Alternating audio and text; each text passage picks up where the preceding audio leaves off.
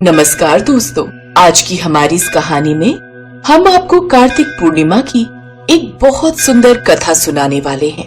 एक समय की बात है, 4 चिड़िया एक पेड़ में रहती थी। वो एक दूसरे की पक्की सहेली थी। कार्तिक शुरू होने से पहले एक चिड़िया ने 2 औरतों को बातें करते हुए सुना। वो औरतें कार्तिक माह के व्रत, फल और नियम की चर्चा कर रही थी। चिड़िया को ये सुनकर बहुत अच्छा लगा। उसने अपनी बाकी चिड़िया सहेलियों को कार्तिक स्नान के लिए तैयार कर लिया। अब वो चारों चिड़ियाएं कार्तिक माह में गंगा किनारे एक पेड़ पर रहने लगी। अब वो चारों गंगा जी में नहाती, पूजन करती और व्रत करती। ऐसे ही पूरा कार्तिक माह बीत गया। फिर कार्तिक पूर्णिमा वाले दिन उन्होंने खिचड़ी बनाने के लिए घी, चावल और दाल इकट्ठे किए। फिर खिचड़ी बनाई। फिर सभी चिड़िया नहाने के लिए चली गई। पहले एक चिड़िया नहा कर आई।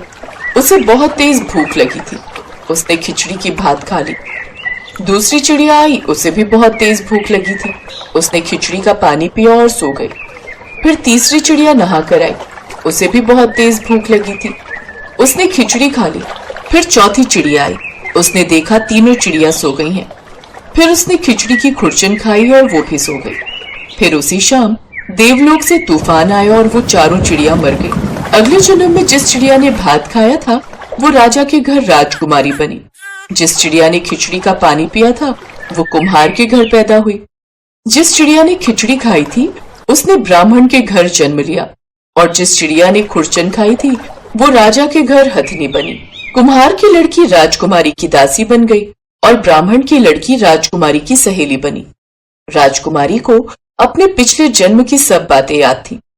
कुछ समय बाद राजकुमारी का विवाह हुआ तो वो राजा से बोली कि मैं अपनी सहेली और दासी को साथ ले जाऊंगी। राजा ने कहा ठीक है।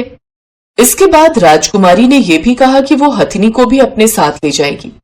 राजा ने सैनिकों से कहा हथिनी को ले आओ, पर हथिनी उठी ही नहीं। तो राजकुमारी ने हथिनी के कान में जाकर पिछले जन्म की सारी बात कही। हथिनी झट से खड़ी हो गई। ये देखकर वो राजकुमार जो राजकुमारी को ब्याहने आया था वह बोला, तुमने इसके कान में क्या कहा कि ये झट से खड़ी हो गई? मुझे बताओ तुम कौन हो? राजकुमार पिछले जन्म की सारी बातें बता दी। राजकुमार बोला कि कार्तिक नहाने का इतना फल होता है कि चिड़िया को मनुष्य का फल मिल जाए। तो ठीक है, हम दोनों भी जोड़ा बनाकर कार्तिक स्नान करेंगे और कार्तिक पूर्णिमा में खूब दान पुण्य करेंगे। राजकुमार और राजकुमारी ने जोड़े से कार्तिक स्नान किया, जिसके फल स्वरूप में सभी भौतिक सुखों को भोगते हुए अंत में उन्हें बैकुंठ की प्राप्ति हुई। हे ठाकुर जी महाराज, जैसे राजकुमार और राजकुमारी को बैकुंठ का वास दिया, इस कहानी को कहते, सुनते और हुंकार भरते सभी पर अपनी कृपा करना। बोलिए कार्तिक महाराज की जय। प्रत्येक माह अमावस्या और पूर्णिमा तिथि आती है जिसका अपना विशेष महत्व और उससे जुड़े नियम व उपाय हैं। साल की 12 पूर्णिमा में से कार्तिक पूर्णिमा का विशेष महत्व है। जब पूर्णिमा तिथि कार्तिक के पवित्र मास में पड़ती है तो उसे कार्तिक पूर्णिमा कहा जाता है।